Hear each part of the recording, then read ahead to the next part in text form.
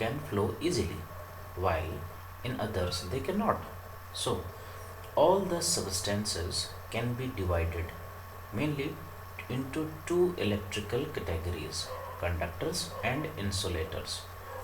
Those substances through which electric charges can flow are called conductors, but the flow of electric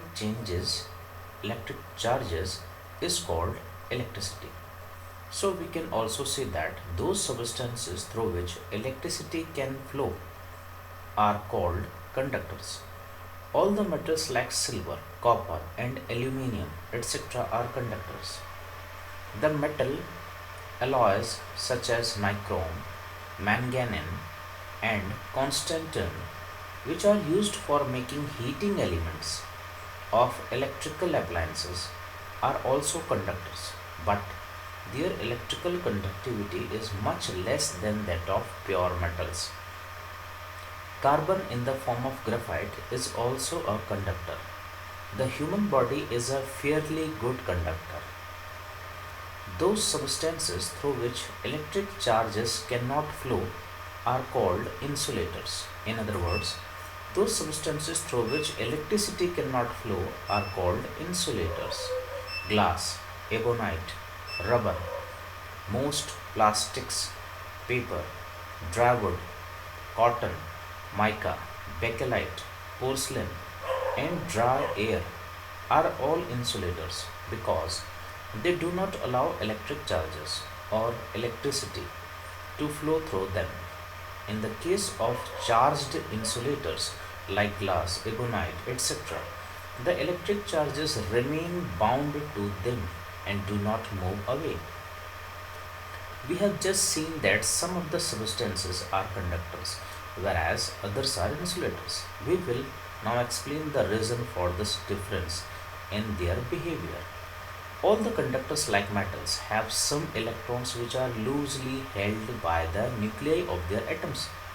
These electrons are called free electrons and can move from one atom to another atom throughout the conductor. The presence of free electrons in a substance makes it a conductor of electricity. The electrons present in the insulators are strongly held by the nuclei of their atoms. Since there are no free electrons in an insulator which can move from one atom to another, an insulator does not allow electric charges or electricity to flow through it. Electricity can be classified into two parts: static electricity and current electricity. In static electricity, the electric charges remain at rest or stationary. They do not move. The charge acquired by a glass rod rubbed with a silk cloth and the charge acquired by an ebonite rod rubbed with a woolen cloth are the examples of static electricity.